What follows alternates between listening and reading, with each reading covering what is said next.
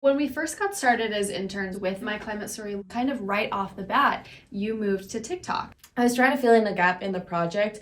We have the story bank on the website. We were working with teachers in Philadelphia. So I was thinking, what do we not have? And that's videos. Because it's one thing to read a story online, and it's another to hear it from the person, to look into that person's eyes and really feel their emotions through the screen. And I really took inspiration from other creators online who did a similar thing where they interview people on the street. And I thought, well, if there's other people that are doing it with love stories or think biggest regrets, why can't we do it with climate change? We spent a lot of time workshopping this idea. Can you tell us a little bit more about how the project came together?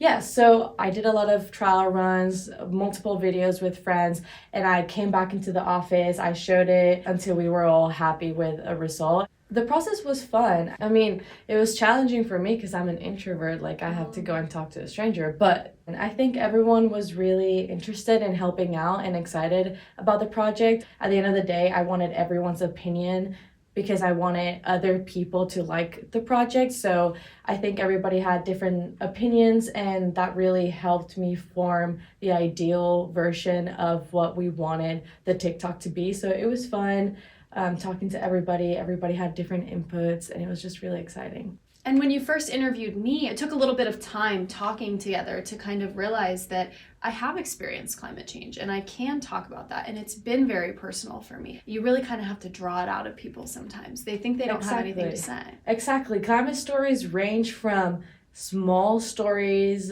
that they might think that are insignificant to bigger stories about hurricanes or other natural disasters, and everybody has a story, big or small. It's a story and it's important to you, and it impacted you, and that's why it's important to us. So it does, the scale of the story, it doesn't matter. Everyone has one.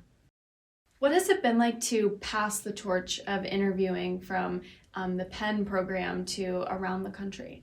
Honestly, it's been exciting. Talking to the campus correspondents and seeing their enthusiasm for the project really made me excited for the project. I think the first couple of training sessions have been really inspiring, and it's been really amazing to see students across the country and the hemisphere that are having the same kind of feelings that we are about climate change. I'm excited about the group that we have. It's a really diverse group. We have people from the East Coast, Midwest, South part of the country, West Coast, someone in Canada, someone in Puerto Rico. So I think I'm really excited about the stories that we're gonna hear because climate change impacts regions differently. And I think a challenge that we face when we talk about climate change is that people think it's happening on the other side of the world and it's not your problem. You have bigger problems. But when you're looking at a screen and you're listening to a story of someone that might live in your same state or a state across from you, you also start thinking about your own climate story and how you are also facing climate change. So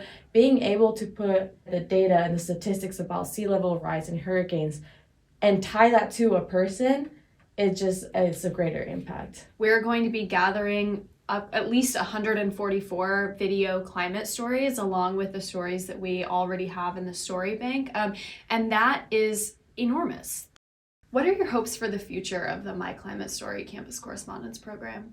By seeing the enthusiasm from the campus correspondents and also talking to them, we realized that there isn't a lot of climate education in universities, which is very discouraging. Here at Penn, we don't have a climate school. It's not a requirement, part of the curriculum. So we've also been discussing how change really happens from education. So if we get a sense from these campus correspondents and from their stories that this is how students are feeling all over the country, that we're missing climate education, then hopefully we can get some climate curriculum implemented into some schools. And if we can hear from students, just like you said, all around the country and all around the world that are feeling really distressed about the trajectory of our climate, that's something that I think we can put in front of a politician. That's something we can put in front of our representatives and in the media to call attention to this. I hope this project reaches the other side of the ocean. It reaches Europe and Asia and Australia. Right now, my hope is that the correspondents get to know other people and listen to their stories and how that is going to impact them. Because for me, listening to other people's stories also impacted me, and it fueled me to keep trying to get climate action going and to do this project of the Campus Correspondents. So my hope is that the Campus Correspondents really learn from it and keep doing what they're doing beyond this project.